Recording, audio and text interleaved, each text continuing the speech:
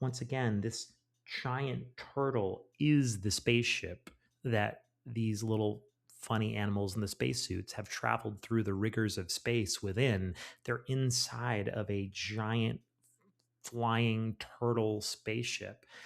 I mean, come on. I mean, that's just that's just so fucking cool. I love this. I mean, this is comics. This is the thing that some idiot in Hollywood would tell you is like too unbelievable. It's too cartoony. How could a giant turtle survive in, the vacuum of space? And it's just like, fuck you. It's comics. This is awesome.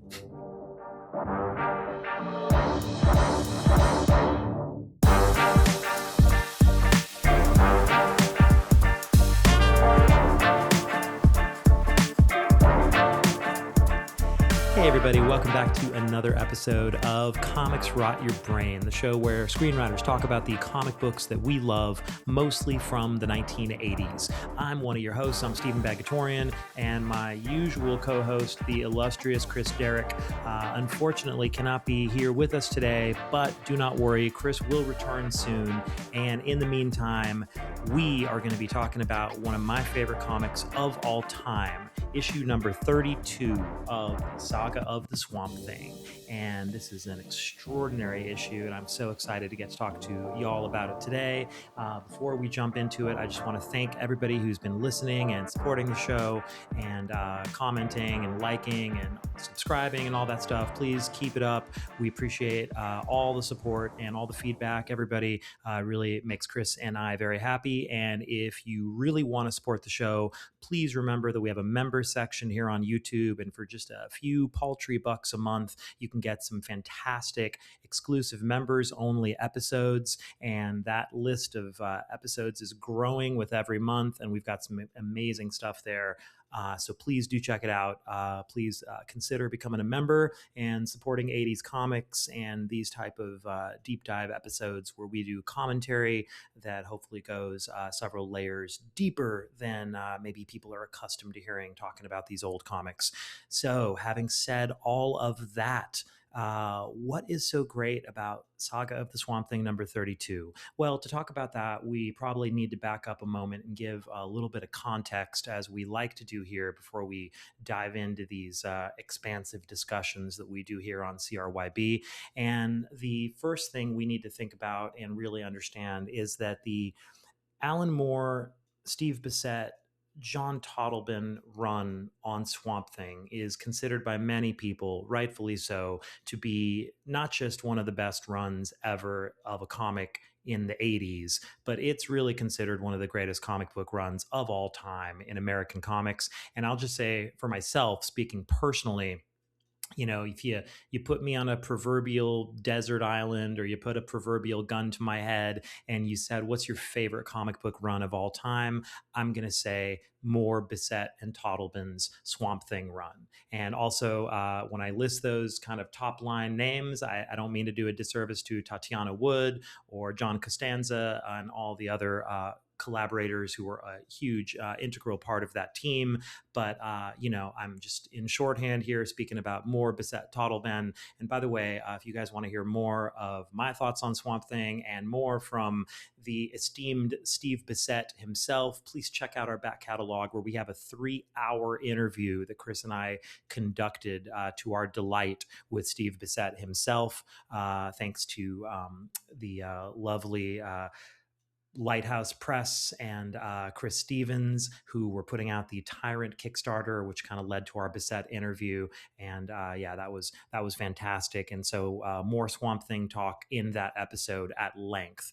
But today, with Swamp Thing number 32, we're not talking about one of the Bissette Totleben issues. We're talking about a fill-in issue. Issue number 32 of Swamp Thing was kind of a breather, allowing the regular crew to catch up on the rest of the storylines that they were doing, and they were building on Swamp Thing, which were very work intensive, and it was a crazy workload, as you hear Bissette talk about in our interview in detail.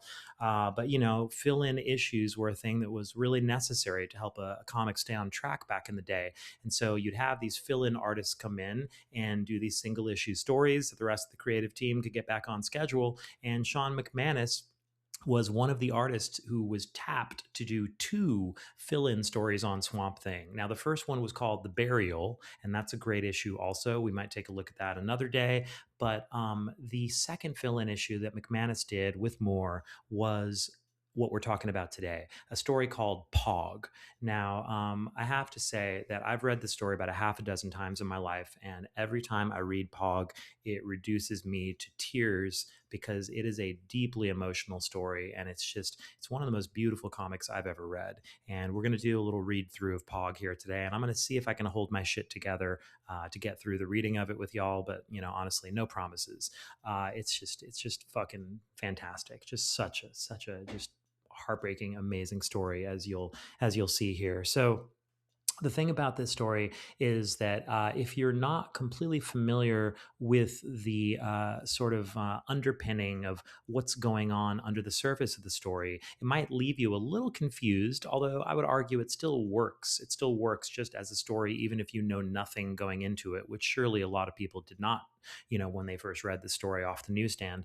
But the thing is that the story of Pog actually is an elaborate tribute and homage of sorts to one of the most legendary American comic strips of all time, and that is a strip called Pogo, which was about a the titular possum, Pogo possum, who lived in Okefenokee Swamp, and it was a strip created by Walt Kelly. And Pogo was a syndicated American newspaper comic strip that ran from 1948 until 1975.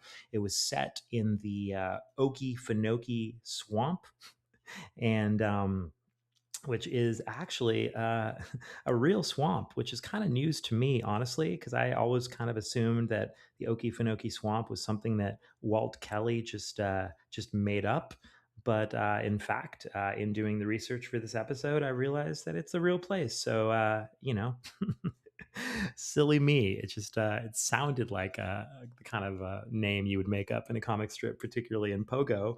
But hey, you learn something new every day. So it's set in the Okefenokee Swamp in the southeastern United States. Pogo, the comic strip, followed the adventures of its anthropomorphic animal characters, including Pogo Opossum, and the strip was written for both kids and adults. And it was a strip that worked on just a whole lot of levels. And it had an amazing cast. It included other characters like Albert Alligator, Churchy LaFemme, Howland Owl, Porcupine, and let's see who else. We had Deacon Mushrat, and just a whole lot of wacky characters that were regulars over the course of the nearly 3-decade run of Pogo as a comic strip.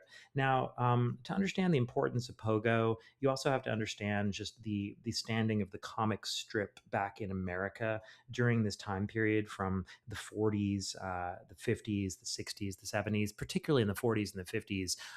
The comic strip really stood above the comic book in terms of the level of respect that was afforded to the practitioners of said respective mediums, which are obviously related, the comic strip and the comic book. But what you find when you look back at the 40s and the 50s, you find that really the comic strip artists were sort of like the fancy, acclaimed, wealthy artists who were celebrated, and the comic book artists were much more like the blue collar kind of guys who, particularly after the 50s comic scare with Frederick Wertham and the US government essentially attempting to outlaw most genres of comics and putting the comic industry on trial in America. A lot of the practitioners of the quote unquote lowly comic book medium were looked at as almost like akin to pornographers. And whereas strips like Pogo and before it Krazy Kat, the creators of these strips, Walt Kelly and George Herriman respectively, were rightly lauded as geniuses of their chosen forms. Now, it's a shame that the comic book artists were not getting this kind of respect back then, but that's a whole other discussion. But just to set the table here, Pogo in the world of comic strips stands very much nearly alone as a towering achievement by a truly genius creator, Walt Kelly here. And I'm not alone in thinking that Pogo is perhaps arguably one of the two or three most acclaimed comic strips of all time. You know, maybe along with Crazy Cat and Peanuts. It's hard to find a comic strip or a comic strip, creator that has been more acclaimed over the decades than Walt Kelly. All right, so Pogo was a huge deal. And some of the things that were very specific about Pogo is that the strip was notable for its distinctive, whimsical use of language. Walt Kelly had a sharply perceptive ear for language. He used it to great humorous effect. The predominant vernacular in Pogo, sometimes referred to as swamp speak, was essentially a rural Southern U.S. dialect laced with nonstop malapropisms, fractured grammar, creative spellings, and mangled polysyllables. Okay, so examples of some of the types of words you'd find in Pogo, just on the regular, would be words like incredible or hysteriwackle or ridiculdockle. Invented words, but also like exasperated exclamations like Bazfaz, Rowra Basil, and Moomph.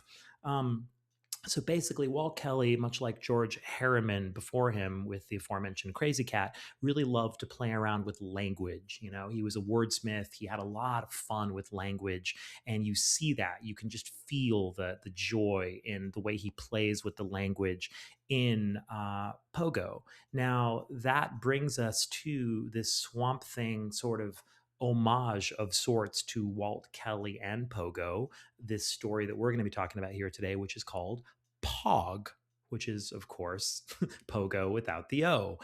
And this is such a fascinating story, and I can see the connective tissue between Walt Kelly and Alan Moore, because Moore, as any of you know who are fans of Alan Moore, which I would have to assume would be most of you if you're listening to this show, Alan Moore takes more delight in playing with language, probably more so than just about any other comic book writer of the last many decades. He loves to play with language, and he's very, brilliant at it, obviously, and does it to a degree that feels, OCD, I would say, in the greatest of ways. Like, it feels like Moore is fanatical about playing with the language and getting it just right. And one can imagine him just, giggling as he's writing stuff to himself, where he's constantly just inventing, crazy phrases, words, and ways of talking. And he kind of pushes that to the hilt in this story of Pog,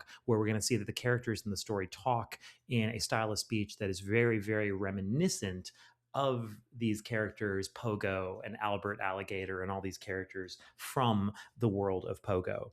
So now, all of that is important to know. The other thing important to know about Pogo for our purposes here today is the Pogo is an extremely political comic strip, and through that strip over the years, Walt Kelly kind of waded into the world of U.S. politics, and he would have characters that were famously parodying different people in the U.S. political scene, including Senator Joseph McCarthy. He parodied him with a character named Simple J. Malarkey. And, Kelly was not afraid to be very political with what he was doing with Pogo. Pogo is a fascinating comic strip. I'll just say, as a personal aside, I spent a brief period when I was a kid where I was obsessed with Pogo because my local library had a bunch of the big Pogo collections. And I think I checked out every one of them, and I read them sort of feverishly as a kid. And I'm sure I wasn't getting, obviously, the vast majority of the political references when I was 10 years old or 12 years old, or 13, whatever. Maybe, I don't know, I think I was probably closer to 10 or 11. But I wasn't getting all the references, but it still worked as entertainment. Pogo was the kind of genius strip that worked on so many different levels that it didn't matter. It was just a fully immersive world. The characters and everything was just so fantastic. And the sense of place was so real that you just felt like you could curl up in that world. And, as much as you got or you didn't get, there was something there that was really just intoxicating. And I will say a special shout out to Chris Stevens. publisher of Lighthouse Press, who are putting out that Steve Bissette Tyrant volume. I had a friendly exchange with Chris recently, just online, where I was wishing him a happy birthday, and we actually talked about Pogo. And Chris mentioned that Pogo is perhaps his favorite thing, full stop, when it comes to the world of comics. And I think that's a pretty fantastic choice, and I completely understand why he would say that, because that's how great Pogo is. And again, I think Chris and I are not alone whatsoever. This is the general sort of manner that Pogo is considered. Fantagraphics is reprinting the complete Pogo in beautiful volumes, the way that they do, with fancy introductions from famous people, and you can see why when you read the strip. It really is extraordinary. But anyways, just getting back to Pogo being political, the reason I mention that is that one of the things Pogo is also very famous for is Walt Kelly in 1970. He was taking part in the celebration, or the kind of publicizing of Earth Day. And in 1970, he had a Pogo poster that came out to commemorate Earth Day, where he used the phrase, "We have met the enemy, and he is us." And Pogo was saying this as a commentary on sort of the environmental degradation and pollution of the planet, and particularly as it was affecting himself and the various residents of Okefenokee Swamp. And so that's a famous phrase you may have heard, and it actually is a phrase that goes back to military history, and it's got its origin in the War of 1812. Apparently, I was intrigued to learn today. But Walt Kelly kind of appropriated that phrase and made it Pogo's own phrase and really popularized it. And so that phrase, "We have met the enemy and he is us," is Kelly's commentary on like what we're doing to the planet, Pogo's commentary on that. So all of that's important to know for the story of Pog. Okay, so as we do here on CRYB, now we've spent around 20 minutes setting up context. Now we can actually take a look at the comic book at hand. And let me say what a comic this is. It is gloriously illustrated by the wildly underrated Shawn McManus, which is sort of like, I think that's one of the real connective threads that links so many of the artists that we love to devote time to on this channel. It's just artists that are insanely talented and are just grievously underrated in the annals of comic book history for whatever reason. Shawn McManus is a phenomenal comic artist, and he's drawn such books as Dr. Fate for DC. He did a terrific run with J.M. DeMatteis. He's worked on the Omega Men. He worked on a pretty high profile run on Sandman for DC, extremely high profile, obviously. And also somewhere in there, McManus found time to work with Marv Wolfman on a short-lived creator-owned series called The Man Called Axe. And it was written by Marv Wolfman, drawn by McManus, and it was initially put out by Malibu under their Bravura banner, and then later revived at DC Comics, and it ran for about 15 issues in total. The Man Called Axe. I think I only read a couple issues of that, but yeah. So Shawn McManus has worked on a whole variety of comics, lots of books over the years. But for my money, nothing I've seen really touched me the way that Pog did, and so that's where McManus first came to my attention, and it's what I always go back to when I think of Shawn McManus, because his art on this issue, on this comic, is just, it's transcendent. And as Alan Moore often did, he crafted the story of Pog, this fill-in issue, to be uniquely suited to the highly specific talents of Shawn McManus. Now, McManus was always a bit of an oddball, I would say, in terms of an artistic fit at DC Comics, because he has a very cartoony, quirky, idiosyncratic style that frankly is well suited to drawing aliens, which might be why he ended up on books like Omega Men, or Man Called Axe, or books where they were not exactly set on an ordinary kind of an earthly plane. And I think that Alan Moore knowing this about Shawn McManus and knowing McManus's propensity for drawing very cartoony, weird looking characters, he wrote this story specifically for McManus. And you can, again, hear Steve Bissette talk about that in our interview. And Bissette also is a huge fan of this fill-in issue. And you'll hear what he has to say about it when you listen to that interview. But he loved it and said, like, basically, Shawn knocked it out of the park. And Alan obviously wrote that script for Shawn McManus to draw, not for Bissette and Totleben. And I think the story of Pog probably weirded out a lot of people who were sort of, on the train with the regular Swamp Thing run and felt like, what is this weird cartoony interlude? And so, I had no problem with it myself. I just found it immediately to be so arresting and such an incredible break from the usual story, but just so devastating. And really, it's just what a unique story. So, the other thing about Pog is that it's celebrated far and wide by a lot of folks. I know it's a story that Grant Morrison also loves, which, if you know about the acrimony and the animus that exists between the two great wizards of comic book writing, Grant Morrison and Alan Moore, they do not like each other personally. And, despite that being the case, Grant Morrison has been clear about the fact that they have a lot of respect and a lot of love for the story of Pog. So, with all that being said, let's go ahead and jump into the story and do a little read through and see what we got here. So, the story has a cover. Swamp Thing 32 has a cover drawn by Steve Bissette and John Totleben. And it's a perfectly fine Swamp Thing cover. It's Swampy battling some alligators in the swamp, and you'll see why. It's kind of the climactic moment from the story of Pog.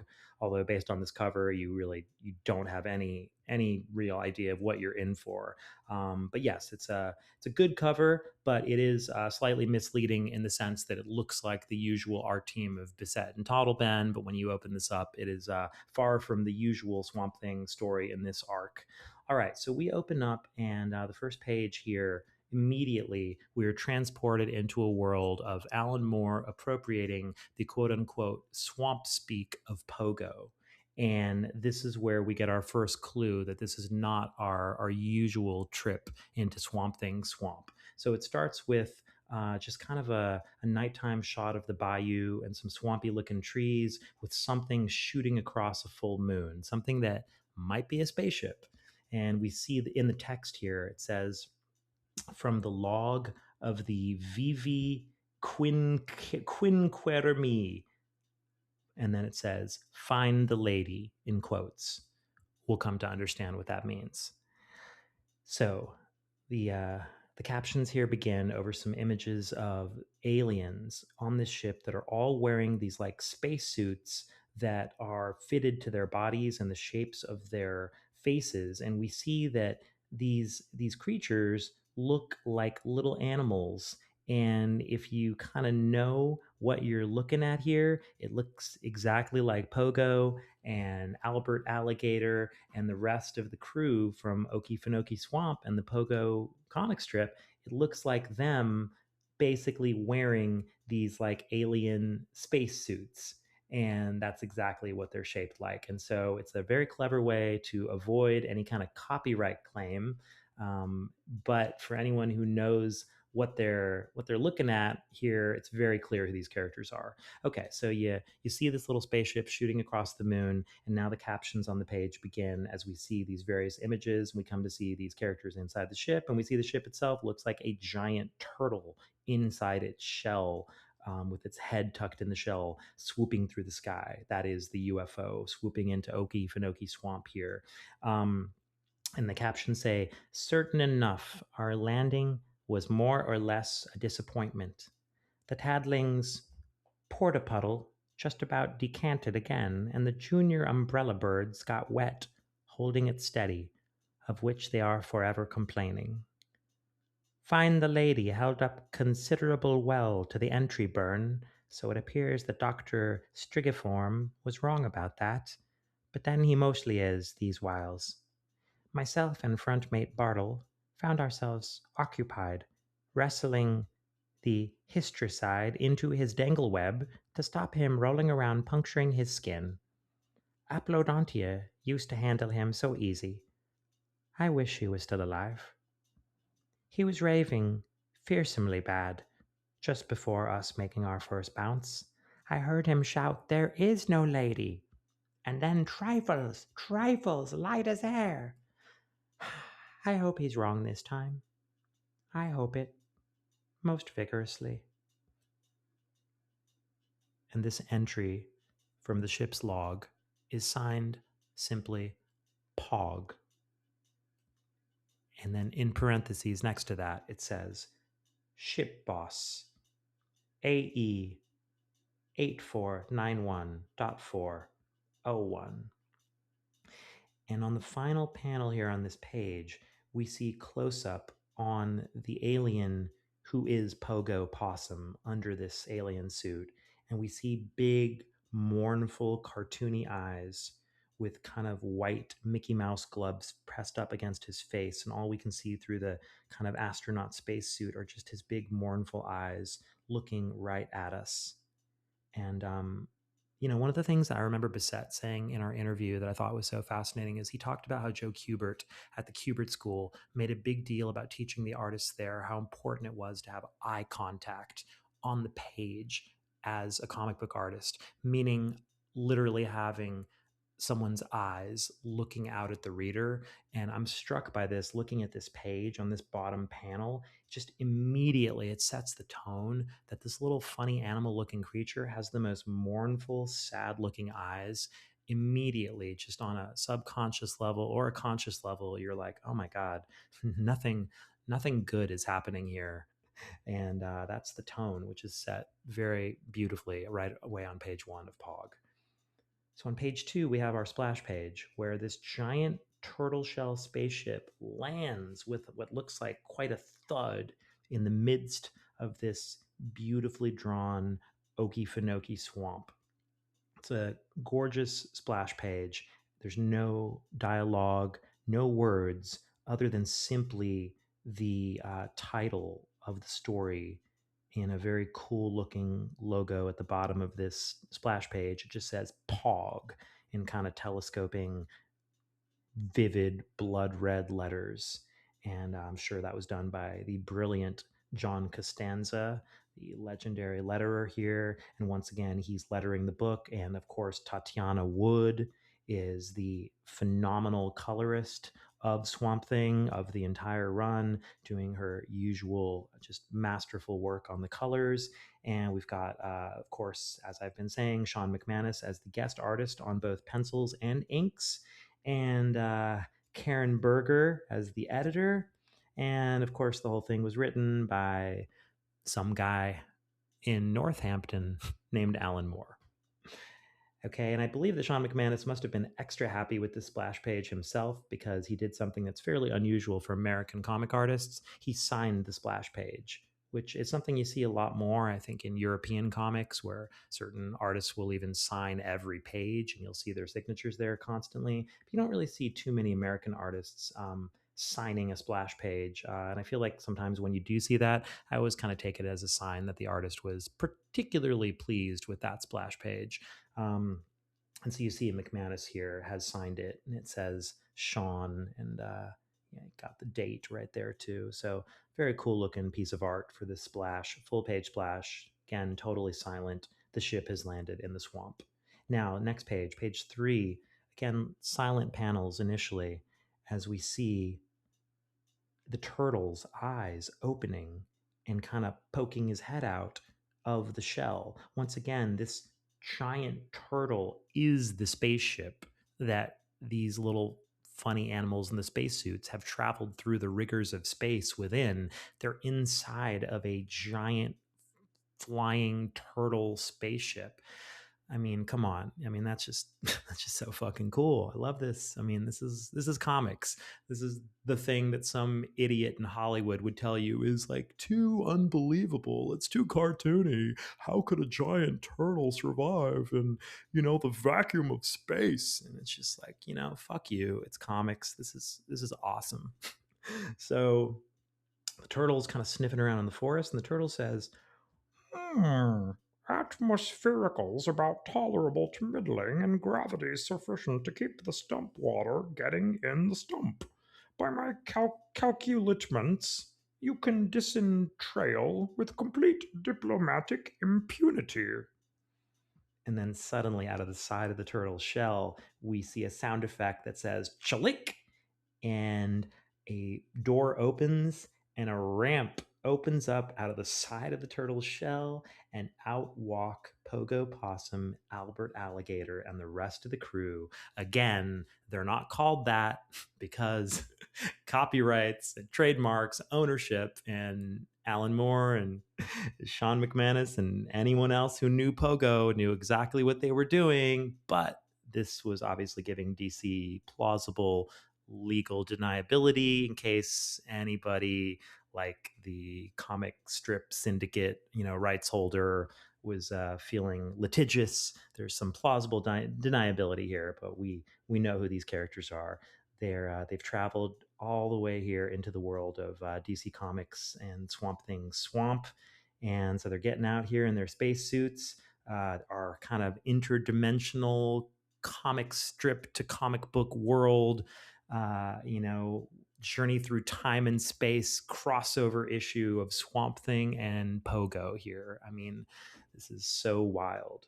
And so now, as they disembark the turtle spaceship, again, we have another shot close on the eyes of these characters. And by the way, we've gotten eye contact at the top of the page from the turtle ship opening up its eyes as the turtle pokes its head out and is staring at us. Now at the bottom panel, we're getting eye contact from Pogo and Albert staring out of their spacesuits and looking just kind of surprised and kind of taken aback, like, where the hell are we? And the dialogue is simply from the Pogo character. He says, and we turn the page and he says, I think we found the lady. And we see him and the others all just staring out at the swamp.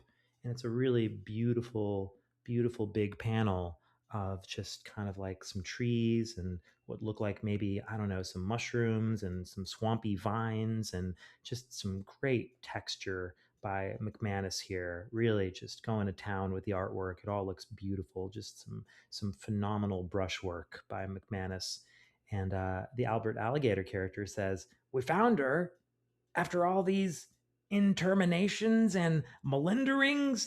You're not amusing me, boss. It's a little combination between abusing and amusing there. You're not amusing me, boss. And Pogo says, making amusements about the lady? Oh, definitely not. Go help distrangle the histricide and tell the umbrella birds to break out the skips. And don't be unmembered to tell the tattling and see if old strigiform is fetchable nowabouts. A new lady as envirignomental as the old one. And we see Pogo looking really hopeful as Albert goes running back into the ship, goes running back up the ramp, and he says, Huff, sounds like an incomparable disillusion to me. An incomparable disillusion. So again, you hear the swamp speak, Alan Moore paying tribute to the famous Walt Kelly Pogo swamp speak. And it's obviously a whole bunch of malapropisms and made up words, etc. But it's understandable, it's apprehendable if you just kind of pay attention and go with it and just imagine the context, and you get enough of it or all of it, but you get the gist for sure. But it's also just so fun. And so now you got another character. I think this is probably the porcupine character coming out of the ship because he's got quills sticking out of him, and he says, "There is no lady, save her long since abandoned to the loneliest animals of all. We search and rootle midst the nebulae merely to occupy our tedious immortalhood. And again, we're big close shot in the foreground on Pogo's eyes, looking at the porcupine character kind of like sashaying forward behind him. And we see that I think it's the porcupine character because we cut to a real long shot looking at the turtle ship from above, and the characters become kind of specks. But I think it's the porcupine character who says, "Humph, I I am of I am of a sudden become quite unaccountably lachrymous." And then next page, the porcupine character picks a flower and sits down, and Pogo's watching him. And Porcupine says, "It looks like her.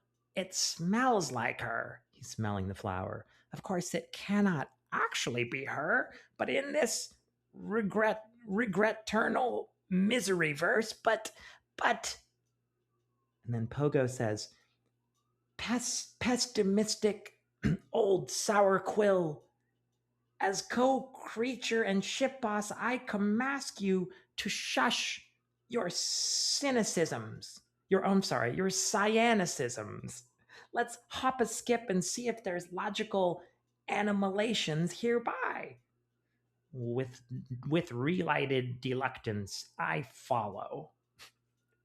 I mean, you can just feel the sheer delight that Alan Moore is having playing with this language. I mean, it's so obvious. Uh, I mean, you pessimistic old sour quill. He's a pest because he's like, he's a little varmint, a little porcupine, but he's pessimistic because he's being cynical, and he's an old sour quill because he's a porcupine with quills. I mean, you could break apart every line, every other word here, and it's just Alan Moore just having the best possible time with this language. And also juxtaposing it against something that's really quite sad. These creatures obviously are looking for a new home world because something terrible, we must assume something terrible has happened to their previous home world. That seems to be what's going on here. And they're just like desperately looking for a new home world. And so this is actually objectively very sad, but it's juxtaposed against these cartoony looking animals and McManus's just wonderfully cartoony style, and Moore having so much fun. It's just this kind of crashing together of all the opposites is a big part of where the power of the story is just so amazing. And so now you got a huge silent panel kind of on the middle of the page where we see the crew kind of pouring out of the ship, and there's a few more. There's a total of 1, 2, 3, 4, 5, 6, 7 of them, and they're all based on various characters from the Pogo comic strip. I know we got the porcupine character. I think one of them is the owl, Howland Owl or whatever. And then there's 3 little characters. I'm not sure who they are because, I'm not exactly a Pogo scholar, but I will say that this is really making me want to go back and read a lot more Pogo. So to be continued on that. I go Pogo, indeed. So now they're kind of like getting on these little rafts, and they're rafting through the swamp, and they're kind of going out to like go explore here. And then Albert Alligator sees what appears to be, I think, an actual possum drawn very relatively realistically, actually, by Shawn McManus in a tree hanging on this swamp tree. And it's hanging there by its tail. And Albert points and says, "Psh, looka yonder words." And he's pointing for Pogo to look at this actual possum. And Pogo looks up and says, "Ah, hello, Cosling. Is this your lady we're treadling across?" And of course, the actual possum in our world doesn't say anything because he can't talk like Pogo can. But this possum just hangs a little lower by his tail from this tree and sort of dangles over Pogo and Albert and doesn't respond verbally. And they're just kind of staring at him like, oh.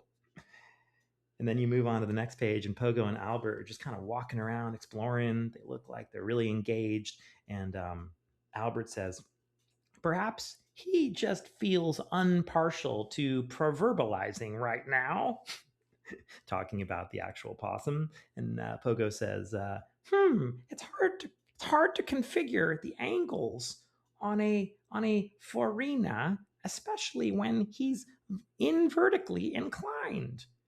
And then Albert says, "Oh, they'll come around ways and split the differential. They just like us, only more so anti-sociable and a mite smaller, which is pecurious, constituting that their lady is so big." And again, they're talking about, the lady as the earth and the planet, in case you're not gleaning that from the context. And also, this kind of peculiar style of speaking, for some people, this might be an acquired taste, but this is very much what you kind of became used to very quickly if you're somebody who read Pogo or if you're somebody who read Krazy Kat. Just this kind of playing with the language constantly and just jamming every nook and cranny of the dialogue with puns and double entendres and just sort of like all this wordplay that is just, I mean, for me, I think this is just super fun. I can imagine for some people it might just seem like silly or it might get annoying, but reasonable people can disagree on such things, but I just think this is just so fucking cool. Especially with Alan Moore doing it, because you could pick apart every page. There's just so much here. So Pogo goes on to say, big enough. He's talking about the lady here, the Earth, big enough for us to repoplicate and raise our celluliters. And Albert says, enough and enougher still. Just wish the others had surveilled long enough to watch their tube tykes sprogging up. And then Albert says, still, leastwise, old Find the Lady won't oblige to sing the extinct song no more. Now we're hereabouts. And Pogo says, that's a mercy and a deliberation. He was starting to unmember the words. And then Albert says, Pog? And then that's where Pogo trips here. Whoop! And we find out, he's called Pog, basically, of course. And he trips over what looks like a vine and like, something sticking out of the ground with some big vines and stuff around it. Some big swampy thing. Looks like it could be a couple of trees or something. He trips over one of them. And then Albert says, Pog, are you uncontuted? And Pogo is like looking up at the thing he just tripped over. And he says, fortunately, I am. I just skittled over this here, over this. And then Pogo's final word balloon just turns into like a blank word balloon where with some dots or like some dashes in a circle, looking like something has taken his breath away. And as Pogo looks up, we see what it is that's taken his breath away in an absolutely magnificent splash page from the incomparable Shawn McManus. You see that Pogo and Albert have stumbled upon none other than Swamp Thing himself. And they're looking up from their POV, or we're with them with their like, small, funny animal point of view, staring up at the very, big and I would imagine to them menacing looking Swamp Thing. But for those of us who know Swampy, we can tell just looking at him, he looks probably about as scared as they are, or certainly as shocked. And he's staring down at them with an expression of shock, and not exactly menace and probably not fear, but definitely surprise. And then in the corner here it says Swamp Thing, created by Len Wein and Bernie Wrightson, and yeah, just a showstopper, a fantastic splash page here. And again, it's fully silent.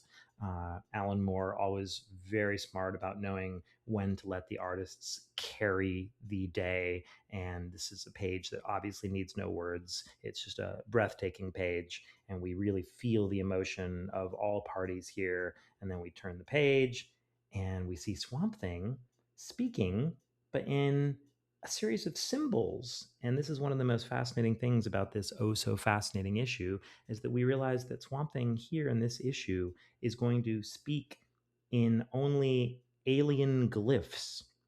And so we see these random kind of wacky looking alien glyphs that are beautifully created by John Costanza in the word balloon, as Swamp Thing is speaking and he's holding out his hand and speaking in a way where it looks like he's warning Pogo and Albert of something or other. It doesn't look menacing. It looks more like he's saying like, hey, be careful. Like, who are you guys? What are you doing? Or I mean you no harm, or, something of that, general orientation. That's what it seems like, at least just reading his body language. But I think it's such a brilliant device here that we're going to be hearing Swamp Thing from the perspective of the crew of Pogo and Albert and their crew, and we're with their point of view from the very beginning until the very end of the story, which is so fascinating because obviously, typically, we're kind of following with Swamp Thing's point of view and the Swamp Thing story. And for this fill-in issue, everything is completely switched. We are with the point of view of the guests who are here in the swamp, and from their point of view,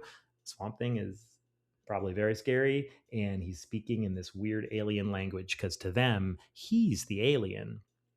And so Pogo and Albert look absolutely terrified. Again, big shot of their eyes staring up at Swamp Thing. And Pogo says, "That unintelligible gruttering, can that be a real language?" And Albert says, "Who cares?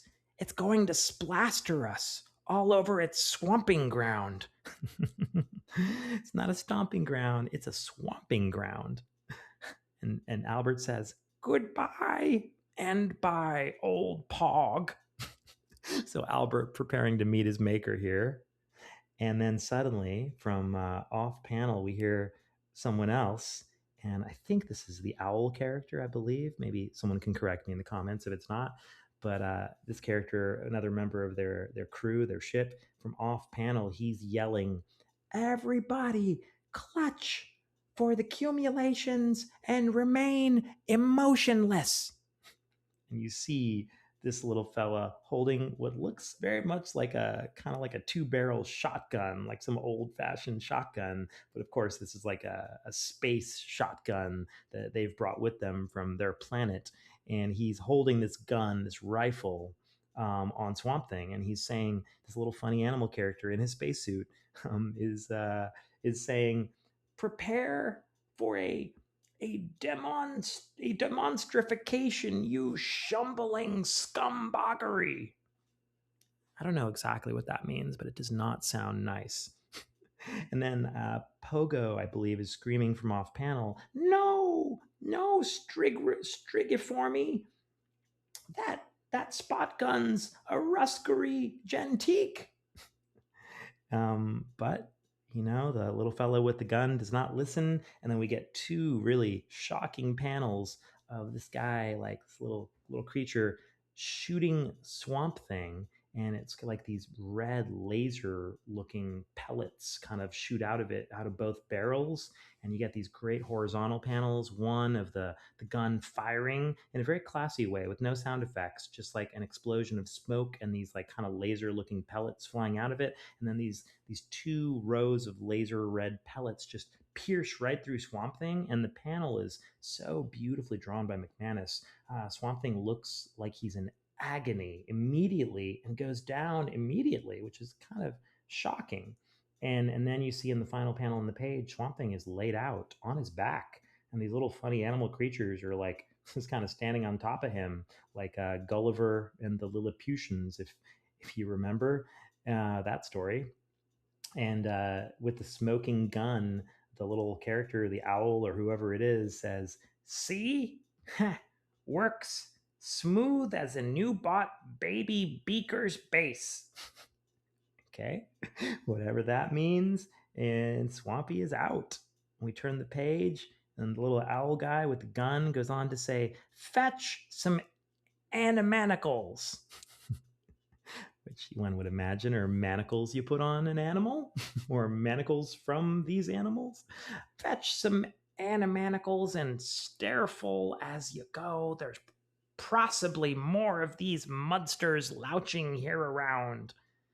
And then Albert says, You undistraughted yet, boss?" he says to Pogo. And in fact, Pogo does look rather distraught from his body language. He's kind of leaning over with kind of a doleful, sad look in his little eyes, staring at the unconscious Swamp Thing, who suddenly looks really peaceful on his back.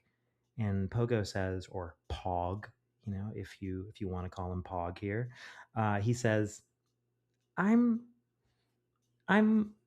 well, I'm well as can be inspected, Bartle. It's just when I saw that shapearition, I thought it was And Albert finishes the sentence for him. The loneliest animal of all? And Pogo says, yes, but I can see now it isn't any mal at all. It's some sort of a vegetation. And then the guy with the gun says, there, the florifying monstrosity is impinioned. Let us retinue our explorations. And they've kind of basically taken Swamp Thing, and I think they've sort of pinned him. I think they're kind of like, what are they doing? Or they're tying him with the animanicles. They're tying him to the ground to kind of like, I guess, keep him prisoner here for the moment, or keep him, immobilized. And then Pogo goes on to say, oh, you trottle on forwards. I contend to just set here a whiles. Albert says, well, if you're sure you're settled in complete luck security, we'll go an inquest after some more cuzzlings. And then there's this beautiful silent panel of Pogo looking really troubled, really distressed and sad, and he's just sitting there staring at the unconscious Swamp Thing. Suddenly, the next panel, Swamp Thing's red eye pops open, and Pogo steps kind of away a little bit. Looks like he's a little surprised, or he raises his foot and he says, hello? And then you turn the page, and Swamp Thing on his back is once again talking in these alien glyphs. And he just says something to Pogo, and Pogo says, seems I was unconfutable in my questimation. That is some variety of languish you're declamoring. You're an intellicommunicating life form. I don't much care to see a co-creature instrained. Saw an excessant sum of indiquities like that back on the old lady. I'm going to dispower the animanicles. Please don't discorpsify me. So Pogo, or Pog, is clearly here saying that he saw a whole lot of terrible things, an excessant sum of indiquities back on his old lady, his old planet. He saw a lot of horrible things happen, so he's going to dispower the animanicles. He's going to let Swamp Thing go, and he's saying, please don't discorpsify me, meaning don't frickin' kill me, swamp monster.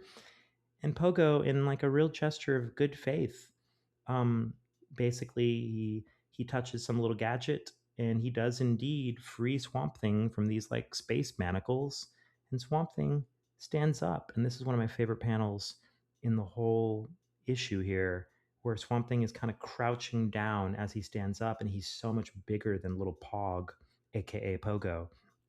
And he leaves sort of, or he kind of just reaches down with his hand, his giant hand, and Pogo puts his little Mickey Mouse gloved hand inside of Swamp Thing's hand, and Swamp Thing is saying something with the alien glyphs, and Pogo gets the point enough that he responds, likewise. And so I think he's kind of saying like, yeah, pleased to meet you too, basically. And so now Swamp Thing is crouching down, and he's sort of using a branch to like kind of draw something in the dirt or the soil of the swamp, and he's crouching down, and they're going to try to communicate here. And Pogo says, I knew you wouldn't be antigravated. You're made out of the same ingredients. I'm sorry, the same ingredients as the lady. You must be her gardenier or some such. I configure we must have startilized you as much as revis-versional, as much as reverse or revis-versional. I wish I could explicate, but I don't squeak your linguish. So what are you droodling? And Swamp Thing is indeed droodling, aka doodling, on the ground here. And again, he speaks in this alien glyph, and he's showing a picture that he's drawn of like a stick creature and what looks like a big round circle, maybe a planet. And Pogo says, "Pictures and animal glyphs. You think we could communify? We could communify in pictomime? Well, I guess that's how we first managed interspecies convergation back on the old lady, but I'm not entirely sure I can reconnect how to do it anymore." And here's Swamp Thing handing Pogo the stick that Swamp Thing has been drawing these pictures with. And Pogo saying, "I'm not entirely sure I can reconnect how to do it anymore," which is so cool. He doesn't know if he can remember how to draw, even though that's how they first used to communicate back on his old planet. A really interesting commentary on technology and just sort of how far it separates everyone from their initial forms of communication. And that line here, like so many Alan Moore stories, only grows more and more fine and more rich and more relevant with time. Because that line hits even harder today probably than it did back then. And so then we cut away to Albert, who seems to have gone exploring in the swamp. And he's not with Pogo and Swamp Thing here, and the crew's all split up. And so we hear Pogo continuing to talk to Swamp Thing over a visual, at the bottom of the page, a panel of Albert exploring on his own in the swamp. And Pogo says in the caption, "You see, we've been wanderlost for so long, and we've unmembered so much." Now, the next page is amazing. Pogo starts drawing, and he draws a planet with a big ring around it like Saturn and a couple of moons above it in the first panel. And he says, "Still, I'll try and turn my best paw to it. Our old lady had two illuminations, or two illuminatons, illuminatimations, and a rock-letting orbitaria. She was gorgeous.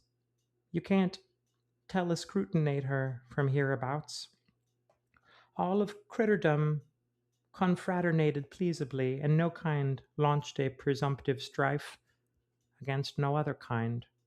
We showed no disreglect of Our Lady, and she showed none to us." And in the second panel, he's drawing a bunch of different looking creatures. One kind of like looks like a alligator, one looks kind of like a possum, and one looks kind of like a porcupine or maybe a stegosaurus. But it's really just lovely what Pogo is saying here. He's saying all of critterdom was peaceful. No one's launching a presumptive strife against no other kind.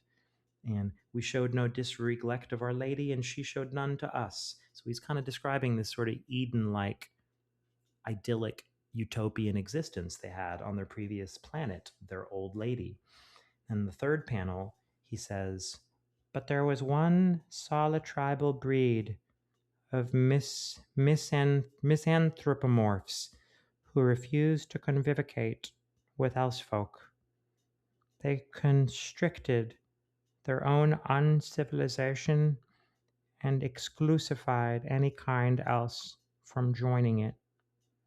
And we see these other creatures that look like they have like little monkey tails. Like he's drawing three of them. They look like they have monkey tails and soldier helmets, the way he's drawing them, which is interesting. And there's like three of them kind of marching along. And then we hear this phrase again, where Pogo, with just huge eyes, staring right at us, staring right at the reader in the foreground, looking so melancholy and so deeply sad. And then Swamp Thing also right behind Pogo in the slight background, staring kind of at Pogo, but because Pogo is looking at us, Swamp Thing also is looking at us. So you get this eye contact, a la the teachings of Joe Kubert, where just the eye contact is just devastating, these incredibly sad eyes staring at us. And Pogo says, "They were the loneliest animals of all. They took Our Lady away from us, and through all the long since whiles we've been questering for a new lady, with tranquatic slakes deep enough to drowse our bereavements." And we see Swamp Thing just looking at us with these incredibly sad, just devastating eyes, also just so doleful and mournful. And then Pogo again says, "They were the loneliest animals of all. They took our lady away from us, and through all the long since whiles, we've been questering for a new lady with tranquatic slakes deep enough to drowse our bereavements." And as he says that last line about drowsing our bereavements, we're hearing that as a caption over a large horizontal panel at the bottom of the page. That's Albert the alligator in his spacesuit. And we see him from behind, just standing just on the edge of some swamp water. And we see him staring out across what looks like a tranquil lake with the moon in the distance. And as we turn the page, we have an incredibly scary, disturbing page where we have half a page drawing of Pogo with giant, insanely sad cartoon eyes, now crying behind his spacesuit where we can just see his eyes. And then we have these three giant panels going across the top half of the page that are just colored in shades of red, and they're brutal looking panels. And Pogo goes on to say, "A place where we could unmember the experimentations and meta cruelties, where we could disrecall the pandemonium of the assassinatoire and the untellable things that followed." And as he says that, we see these hideously disturbing images of just what look like terrified animals with like masked butchers with knives, and also we see cows in some kind of an abattoir slaughterhouse type setting with what look like these monkeys with these helmets holding up guns to the heads of these cows and just like blow blowing out the brains of the cows, or maybe it's like a bolt gun type of thing like you would see in a slaughterhouse here today. But whatever it is, we see these like terrified looking cows literally getting their brains blown out by these evil monkeys. And then we see just all sorts of creatures just tearing up and eating these dead animals in the final panel as Pogo's talking about the untellable things that followed. And then we come back to where he's talking to Swamp Thing and he's drawing this image again on the ground. And Pogo says, "They bruisingly animalated us by the millings. They disgraded Our Lady. Eventuales, we had to leave her ahind of us and venture desperoically forth into unfathomed fathoms."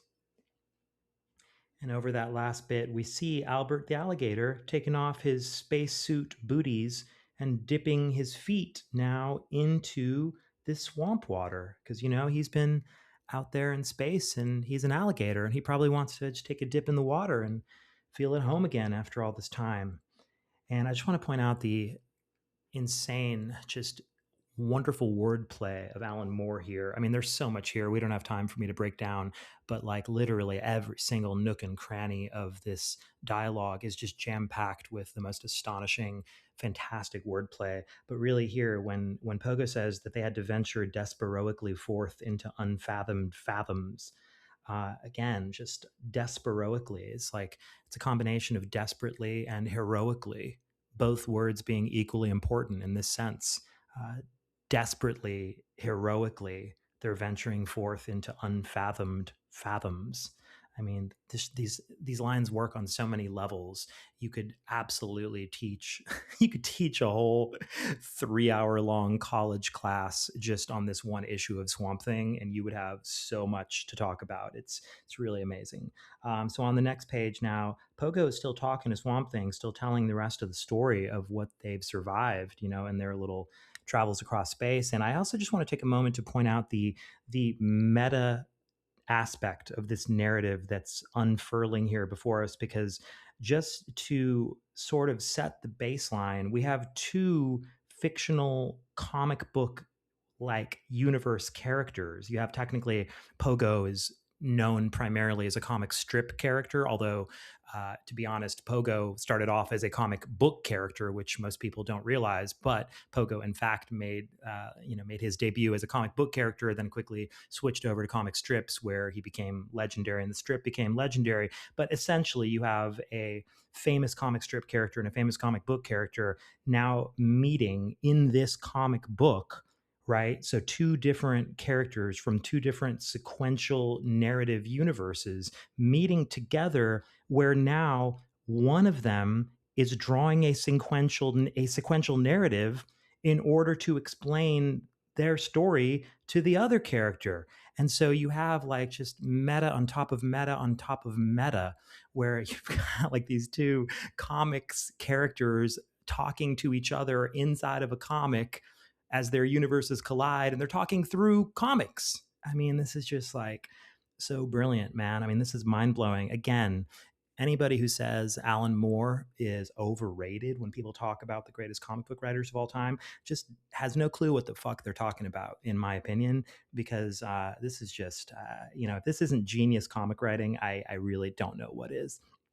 Anyways, to get back to Pogo's tale, he goes on to say, as he's drawn out all these pictures, and we're looking at them now from kind of a bird's eye view, a Swamp Thing looking down and studying what Pogo's drawn.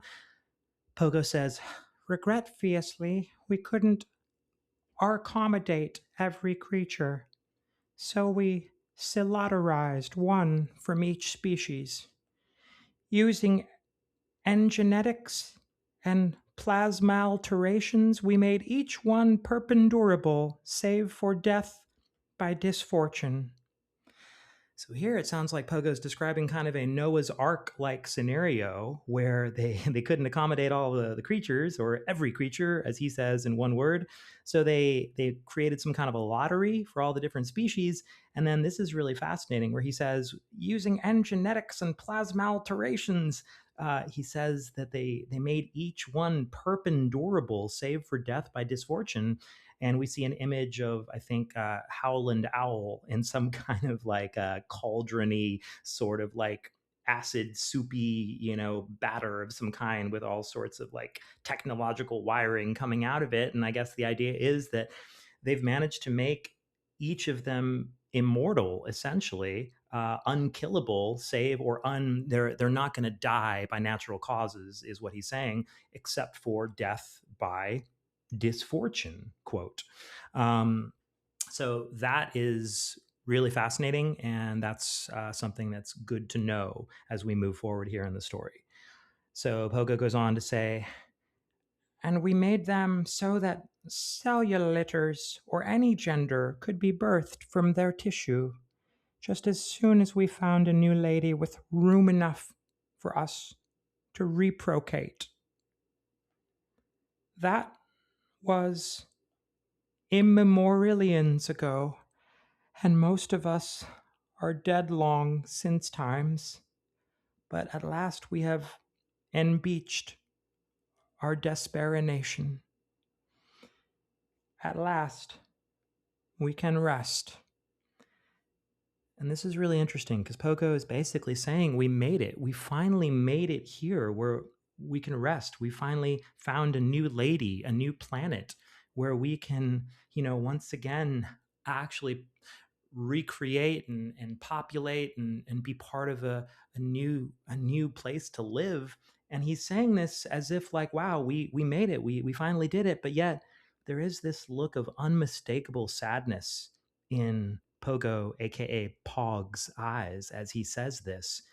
And when he says, "At last we can rest," we see Albert the alligator with his full spacesuit taken off, floating on his back, indeed resting in the swamp water, just looking peaceful. And he's like floating on his back in the water. And then Pogo looks up at Swamp Thing and says, "And so that's, why did you unset yourself? Are you going to depasture for Elsabouts, or and he sees Swamp Thing suddenly getting up, and then Swamp Thing's talking in these alien glyphs that he's speaking in, and he's pointing somewhere. And Pogo says, "You want me to accompany you? You want to disveil something to me? Well, ascertainly, but we mustn't be unhasteful, or my kinlings will infer that you've unscaped and discorpsified me." And we see a gorgeous long shot in silhouette of Swamp Thing taking little Pogo by the hand and leading him forward. This swamp monster leading along this iconic, funny animal comic strip character, leading him through the swamp. And it's really cute because Pogo is so small and Swamp Thing's so huge. And then we see in the foreground another panel of them moving forward. It says Baton Rouge, 1 3/4 miles, Richie's farm. And we see Swamp Thing kind of pulling Pogo along. And then we cut to a shot of Albert, the alligator, back in the water. And suddenly he sees 3 sets of menacing looking red eyes hiding in the darkness of the swamp and staring at him. And from Albert, we see a silent word balloon with a simple exclamation point, exclaiming surprise as he's staring at these 3 sets of eyes glaring at him. And then we go back to Swamp Thing and Pogo, and Swamp Thing's now led Pogo to the road. The road here, just kind of on the outskirts of the swamp. And Pogo says, "Is it much distanter? I'm a tardling comprised with you, and not so strideful." I'm a tardling comprised with you and not so strideful. So he's basically saying, I'm just kind of like a, I don't know, a little tadpole compared to you, and I can't really walk as fast as you do, big guy. It's basically what Pogo's saying here. And then Swamp Thing leans down and putting his hand on Pogo's shoulder in what looks like kind of a comforting way, he points forward at something, and Pogo's big eyes go wide again as Pogo sees what Swamp Thing's pointing at. And he's pointing at basically a hamburger and hot dog stand on the corner of the bayou here, where we see all kinds of people lining up for hamburgers and hot dogs. And we see some gluttonous humans walking away with, all kinds of food and eating it and chomping down on all of this meat. And we see some quick close-ups of all that, and we even see a close-up of the cook and the griddle where the hamburger patties are sizzling. And then we go close on Pogo's just heartbreaking eyes again, and Pogo says, "Oh no, not here as well." And Swamp Thing says something in alien glyphs, trying to be comforting, but Pogo's already got his little face in his little hands with his Mickey Mouse gloves completely covering his face, and he looks just absolutely broken. And Pogo says, They can't. They can't own this lady too. We were going to be happy here." And then we cut back to Albert, and Albert's in the swamp water, suddenly seeing those 3 sets of eyes. And now we see that it's a whole bunch of actual alligators here, and they're staring at him. Are these alligators or crocodiles? Whatever they are, whatever the ones are that are in the swamps and in the bayous of Louisiana. Forgive me, any alligator or crocodile experts here, but they're coming toward Albert, and Albert says, "Ah, disparate coslings, long last broodlings, let me engrace you." And Albert's all happy to see his cousins here. And he's kind of like holding out his cute little cartoony alligator hands, and he's looking all happy. And suddenly these other realistic looking alligators, they don't look so happy.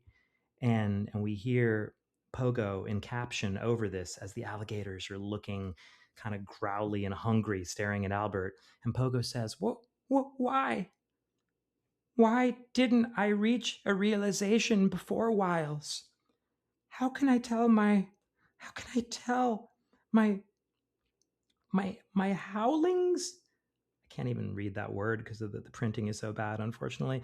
But something like howlings. How can I tell my howlings that I let myself be seduced by a disillusion? How can I tell the hystericide that he was right? And Swamp Thing has little Pogo riding on his shoulder now, and he's holding the back of Pogo's head, again in a comforting manner, as he's leading him back toward the swamp. And then we're back close on a shot of one of these alligators staring at Albert. We're cross-cutting between these alligators, closing in on Albert, while Swamp Thing is walking Pogo back into the bayou. And then we see the caption, how can I tell the hystericide that he was right, that there is no lady, and that it was all just trifles? Trifles light as air. And then we see an amazing panel where we're close on one of these alligators' two eyes, looking red and menacing and hungry.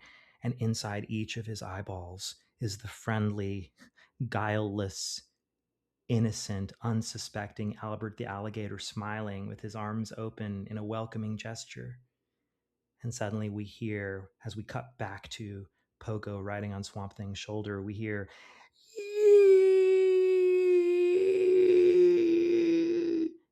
and it's this horrific screaming that goes across the whole bottom of the page. And it's like kind of a hot fuchsia pink sort of a color that really gets your attention. And it's just a long, horrific scream. And it continues at the top of the next page as Pogo says, Bartle? And then Pogo realizes what is happening to his friend Bartle, who is the Albert the alligator stand-in here on this world in the DC universe. And as Pogo says, Bartle? Swamp Thing looks absolutely horrified. And then Swamp Thing grabs Pogo under his arm and he starts running as fast as a swamp monster can possibly run back toward the bayou, back toward the water. And as he gets to the edge of the lake, he sees the most horrible sight. He sees these alligators, 3 of them, and 2 of them have Bartle in their jaws and they're eating him. Swamp Thing freaks out. Top of the next page, he leaps into the water, screaming in glyphs at these alligators. Pogo is left on the shore looking just helpless. And Swamp Thing jumps in and starts wrestling these alligators and gets Bartle free from them and is like grabbing their jaws and wrestling them, grabbing them by their tail and flinging them around because Swamp Thing's, a freaking mighty muck monster, way stronger than these creatures. And he's trying to save Bartle desperately. But as the smoke clears on the next page, it's too late.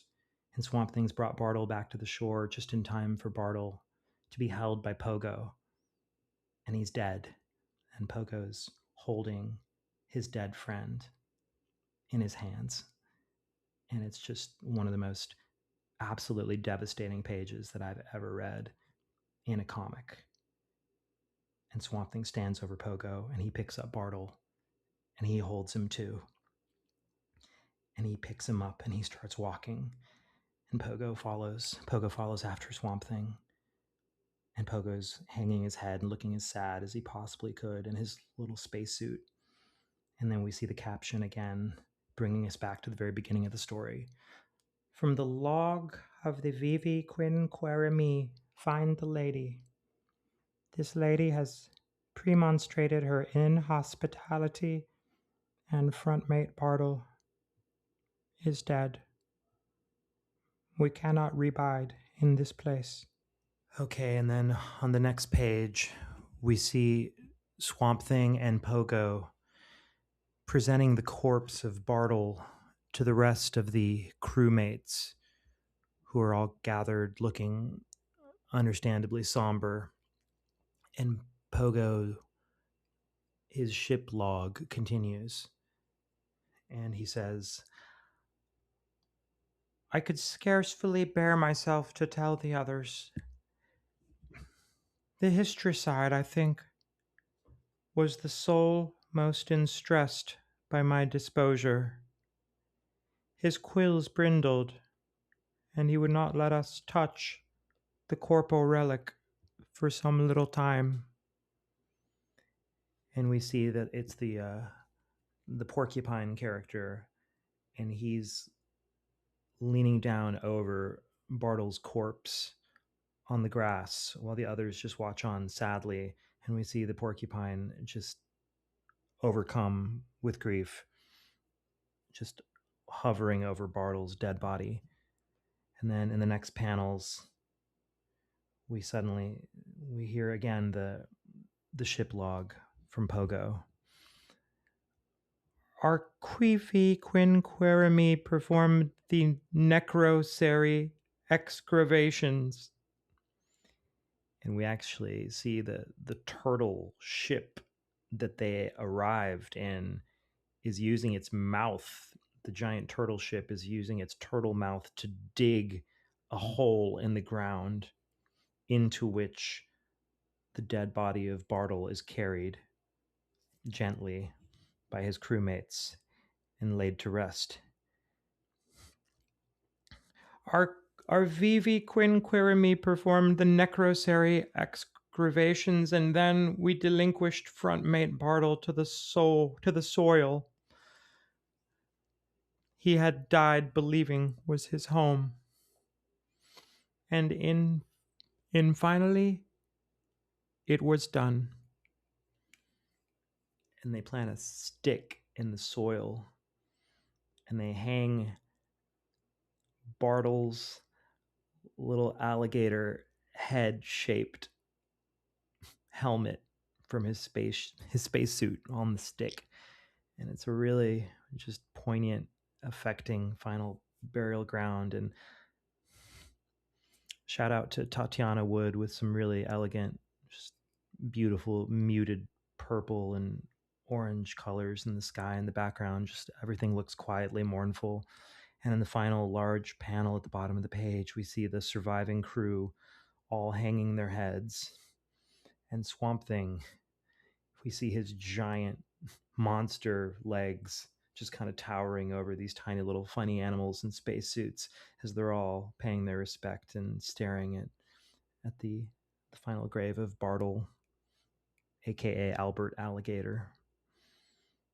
And the ship log continues here at the end and says, we delinquished frontmate Bartle to the soil he had died believing was his home, and in finally it was done, save for the extinct sons.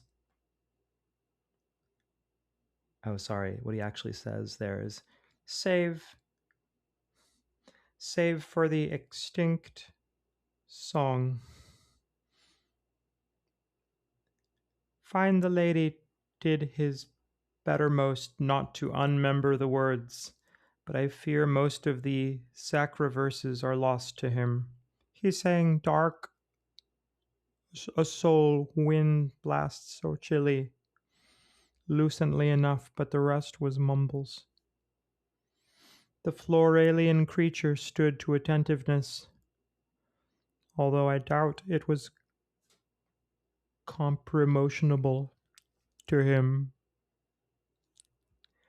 And we're close on Swamp Thing, as Pogo's ship log says that he's doubting if Swamp Thing understands this sad, sad song that's being sang by the crying turtle spaceship in the foreground. And we see the tears streaming out of this giant turtle's face while he's singing this mournful final song of death to his crewmate. But the look in Swamp Thing's eyes, as we're close on his face, Shawn McManus has a beautiful close-up of Swamp Thing, and it's 100% clear that Swamp Thing, of course, does understand everything that's happening, despite what Pogo, aka Pog, may think. And so in these final panels here, we see the crew walking back up that plank onto the giant turtle that they flew in within, and they're going to be leaving Earth now. And the ship log continues as Pogo shakes hands with Swamp Thing in a gentle goodbye. And we hear, after whiles I thanked him for his sinceritable attitude. Then we went inboard and in-sheltered ourselves, and find the lady restracted his craniaments and discharred his entry actors. And we see this turtle ship once again taking off, and Swamp Thing holds a monstrous hand to his face, covering one of his eyes from the smoke or the exhaust from the launch of this turtle ship in the bayou, where whatever its propulsion system is, it's clearly kicking up some dust and sand or bayou dirt, and Swamp Thing's covering part of his face. And then the final full page, ending page of the story, we see the turtle ship once again out in space in a beautiful closing illustration from Shawn McManus. And as we see the turtle ship soaring off into the galaxy, we see the turtle's got these eyes that are very narrow as his head is pulled back in to his spacefaring turtle shell ship, and we can just barely make out his eyes in the darkness. And the ship log concludes. And we continued on our way. POG, Ship Boss, AE 8491.4.01. And that is the end of this story, Pog. And I didn't actually start bawling this time, but it does have me feeling really emotional and just thinking about my life and thinking about all the people that I've lost and said goodbye to, and whether losing people through death or just through crazy events in life or relationships going sideways. I mean, just there's so many ways that we all lose people. And this story, this little swamp monster single issue fill-in story that should have just been like a whatever kind of a story, like the rest of this magnificent Swamp Thing run by Moore, Bissette, and Totleben, with the occasional other artists, the fill-in artists who would chip in on various issues, like Shawn McManus and like Rick Veitch. This whole run was just obviously so mind-blowing, and it's legendary for a reason. But I really wanted to take a look at the more little remarked story of Pog here, because I feel like for me it's one of the most emotional and just stunning single issues I've ever read of comics. And one day if the aliens do come down onto Earth and they want a little little compendium, a capsule or something we bury to leave on Earth to let aliens know that we had an art form called comics. I would nominate this issue of Swamp Thing. I'd nominate Pog to go into the capsule to let people know what kind of stories we told here on Earth in this century, in this little medium called comics, because they don't get much better than Pog. And it's become kind of fashionable to bash Alan Moore and talk about him being overrated and whatnot, but obviously that's not the position of this channel here. And like so many people in the world, like everyone, Alan Moore is a complex character, and he's obviously had some very grievous falling outs with virtually every major collaborator he's had. So I'm not going to sit here and say that Alan Moore has treated all of his collaborators kindly or fairly, or has lived up to perhaps his own best stated aspirations in all these relationships, where it seems like if you're having falling outs with every one of your collaborators, it's probably a good moment to look inward at some point. But what I love about Alan Moore and his contribution to comics is obviously the stories themselves and the words on the page. And when it comes down to that, just it's mind blowing. I mean, just the work it's genius wordsmithing, it's genius on every level. It's not only conceptual, it's the execution, and it's not just cerebral, it's the emotion that's embedded in every one of these great stories that he wrote. And Pog's just a sterling example of that, because ultimately we're all super flawed as people, but hopefully through art, and comics happens to be my favorite art form, hopefully through art we can express the very best parts of us. And I think that's what I love so much about this story, is like it's an aspirational story where, although it's devastating, it really gets you to think about and I don't know, just ponder what kind of world you want to live in. At least that's what it did for me.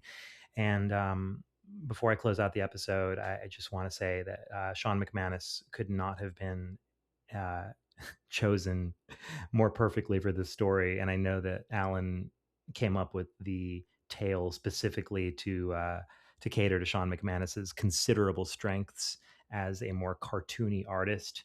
And wow, just, I mean, it's an unbelievable showcase for Shawn McManus's work. And if you can, see any of the original pages in black and white, some images from those pages are included in this video here. You can see that the line work from McManus, the actual ink work and the brush work is just absolutely phenomenal. Just gorgeous cartooning, gorgeous storytelling. I mean, this comic's a home run. So anyways, folks, Swamp Thing, it is very possibly the single greatest run of any mainstream comic book ever in the history of American comics. If you ask me, I think it is probably the strongest candidate. This whole Swamp Thing run, I can't think of a better run of mainstream comics in my mind, in my lifetime. And obviously, when we talk about that, primarily we're talking about Bissette and Totleben and more. But spare a thought for old Pogo, and spare a thought for Pog the next time you're thinking of the bayou and the swamplands.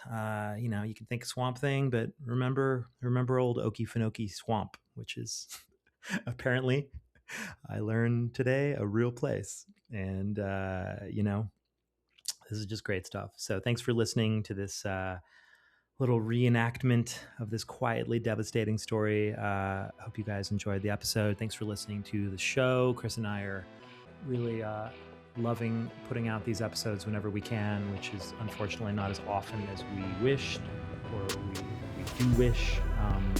But it's still just really fantastic to be able to talk about comics with people who love comics clearly as much as we do, and particularly 80s comics, because that's our beat. So if you enjoy what we're doing here on the show, please don't forget to give us a like, subscribe, share the episodes, do whatever people do when they like things. You know how it works. And also, we got a members section. If you want to just sign up and get some bonus episodes and get some cool content that we're going to keep adding to that's members only, please do so. We'd really appreciate it. Otherwise, let us know if there's anything else you want us to look at, and we'll see you back here soon at CRYB. Thanks, folks. Go Comics.